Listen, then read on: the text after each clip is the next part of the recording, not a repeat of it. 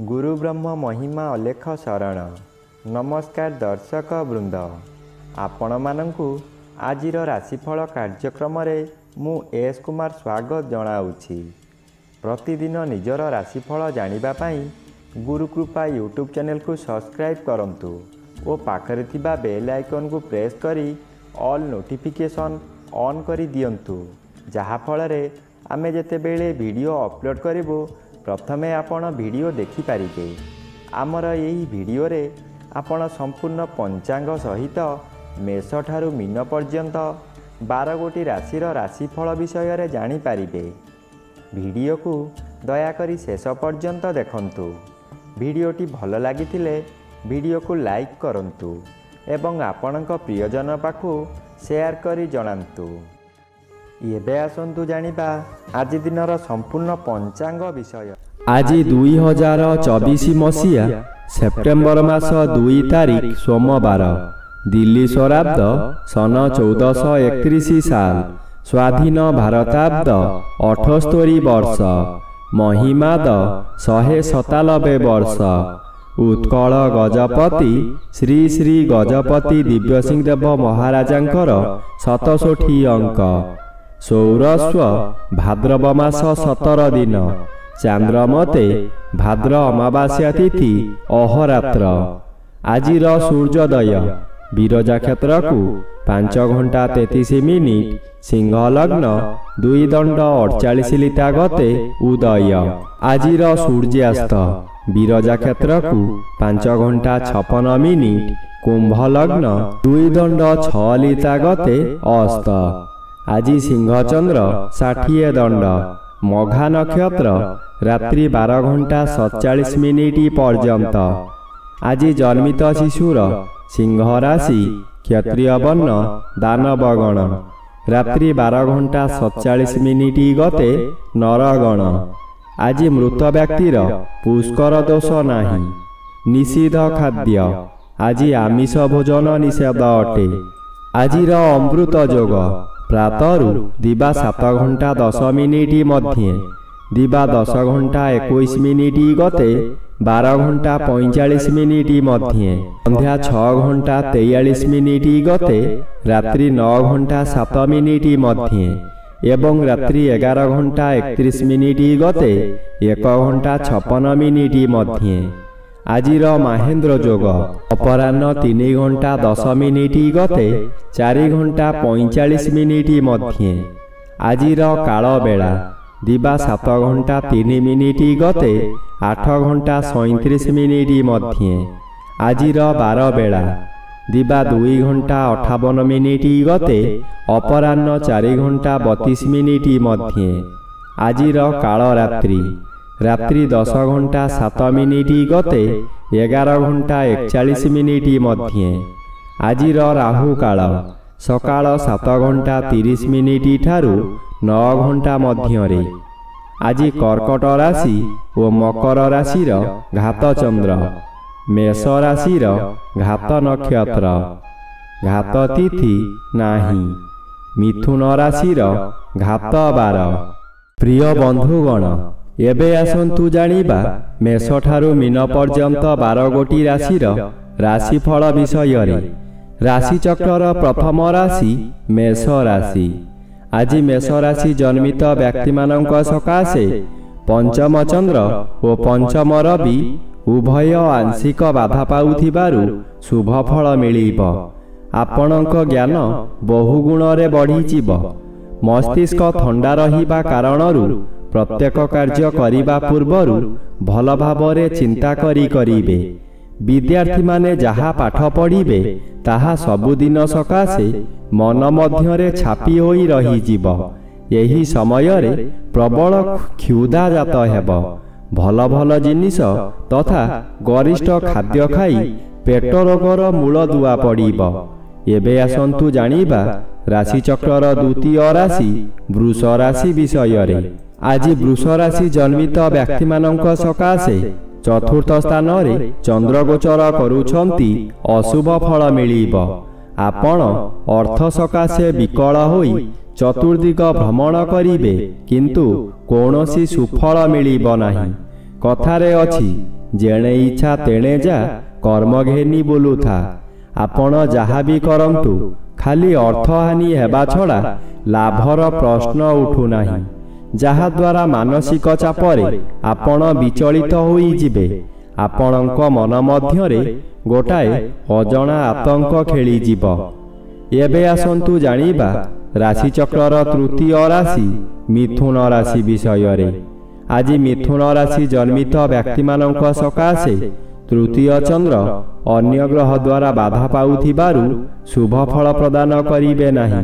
ହାତ ବାର ଅଶୁଭ, ପରିବାର ମଧ୍ୟରେ କାହାରି ଶରୀର ଅସୁସ୍ଥ ରହିପାରେ।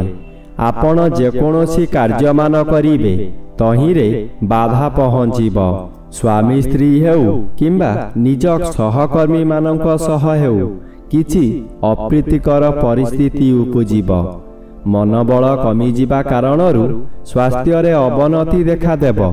ଯେକୌଣସି କାର୍ଯ୍ୟ କରିବା ପୂର୍ବରୁ ନିଜକୁ ନିଜେ ବାଧା ଦେବେ।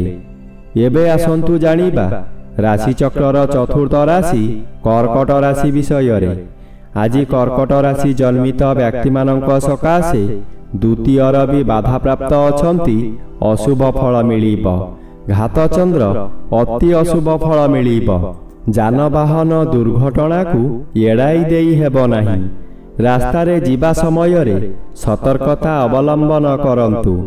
ପ୍ରତ୍ୟେକ ସ୍ଥାନରେ ସମ୍ମାନ ହାନି ହେବ। ପରିବାରରେ ଅଶାନ୍ତି ଦେଖାଦେବ। କଳହ ସାମାନ୍ୟ କଥାରୁ ହେବ। କାହାରି ମନ କାହାରିକୁ ପାଇବ ନାହିଁ। ଚକ୍ଷୁ କର୍ଣ୍ଣପୀଡ଼ା ହେବ କିମ୍ବା କୌଣସି ଦୁଃଖ ଖବର ପାଇ ଚକ୍ଷୁରୁ ଲୋତକ ଗଡ଼ାଇବେ। ଏବେ ଆସନ୍ତୁ ଜାଣିବା ରାଶିଚକ୍ରର ପଞ୍ଚମ ରାଶି ସିଂହ ରାଶି ବିଷୟରେ। ଆଜି ସିଂହ ରାଶି ଜନ୍ମିତ ବ୍ୟକ୍ତିମାନଙ୍କ ସକାଶେ ଶ୍ରୀଚନ୍ଦ୍ର ଗୋଚର କରୁଥିବାରୁ କେତେକାଂଶରେ ଶୁଭ ଫଳ ମିଳିବ। ଏହି ସମୟରେ ଗୃହରେ କିଛି ମାଙ୍ଗଳିକ କାର୍ଯ୍ୟ ହୋଇପାରେ। ଖୁବ୍ ଧୁମଧାମରେ ଆନନ୍ଦ ଉତ୍ସବ ପାଳିବେ। ନିଜ ପାଖରେ ଅର୍ଥ ଥାଉ କି ନ ଥାଉ ସ୍ୱାଦିଷ୍ଟ ଭୋଜନ କରି ନିଜେ ଭୋଜନ କରିବା ସହିତ ପରିବାର ଲୋକଙ୍କୁ ଖୁଆଇ ଆନନ୍ଦ ଅନୁଭବ କରିବେ। ଏହି ଦିନ କଦାପି ନୂତନ ଗୃହ ଆରମ୍ଭ କରନ୍ତୁ ନାହିଁ। ଗୃହ ଆରମ୍ଭ କଲେ ତାହା ଅଧାରୁ ବନ୍ଦ ହୋଇପାରେ କିମ୍ବା କୌଣସି ଅଘଟଣ ଘଟିପାରେ। ଏବେ ଆସନ୍ତୁ ଜାଣିବା ରାଶିଚକ୍ରର ଷଷ୍ଠ ରାଶି କନ୍ୟା ରାଶି ବିଷୟରେ। ଆଜି କନ୍ୟା ରାଶି ଜନ୍ମିତ ବ୍ୟକ୍ତିମାନଙ୍କ ସକାଶେ ଦ୍ୱାଦଶର ବି ବାଧାପ୍ରାପ୍ତ ଅଛନ୍ତି। ଅଶୁଭ ଫଳ ମିଳିବ ନାହିଁ। ଦ୍ୱାଦଶ ଚନ୍ଦ୍ର ଅଶୁଭ ଫଳ ମିଳିବ। ମନ ମଧ୍ୟରେ ଦୁଶ୍ଚିନ୍ତା ବଢ଼ିଯିବ।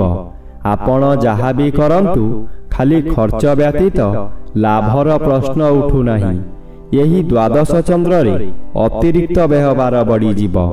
ଆପଣ ହତାଶ ହୋଇଯିବେ। ସୁଖ ସନ୍ଧାନରେ ବିଭିନ୍ନ ସ୍ଥାନକୁ ଯାତ୍ରା କରିବେ। ଶରୀର ଅସୁସ୍ଥ ହେବ। ବନ୍ଧୁବାନ୍ଧବ ଅଶାନ୍ତି ହେବେ। ଏବେ ଆସନ୍ତୁ ଜାଣିବା ରାଶିଚକ୍ରର ସପ୍ତମ ରାଶି ତୁଳା ରାଶି ବିଷୟରେ। ଆଜି ତୁଳା ରାଶି ଜନ୍ମିତ ବ୍ୟକ୍ତିମାନଙ୍କ ସକାଶେ ଏକାଦଶ ଚନ୍ଦ୍ର ଅନ୍ୟ ଗ୍ରହ ଦ୍ୱାରା ବାଧା ପାଉଥିବାରୁ ଶୁଭ ଫଳ ପ୍ରଦାନ କରିବେ ନାହିଁ। ବହୁଦିନରୁ ଆଶା କରିଥିବା କାର୍ଯ୍ୟ ଆଜି ନିରାଶାରେ ପରିଣତ ହୋଇଯିବ। ଆପଣ ଏତେ ଦୁର୍ବଳ ହୋଇଯିବେ ଯେ ନିର୍ଜନ ସ୍ଥାନରେ ରହିବାକୁ ପସନ୍ଦ କରିବେ। ମନରେ ରାଗ କ୍ରୋଧ ବୃଦ୍ଧି ହେବ। ଏକାଦଶ ରବି ଶୁଭ। ଆପଣ ଜାଣିନଥିବା ସ୍ଥାନରୁ ଅର୍ଥ ମିଳିବ। ବ୍ୟବସାୟରେ ସଫଳତା ମିଳିବ। ପରିବାର ମଧ୍ୟରେ ସୁସମ୍ପର୍କ ସ୍ଥାପନ ହେବ।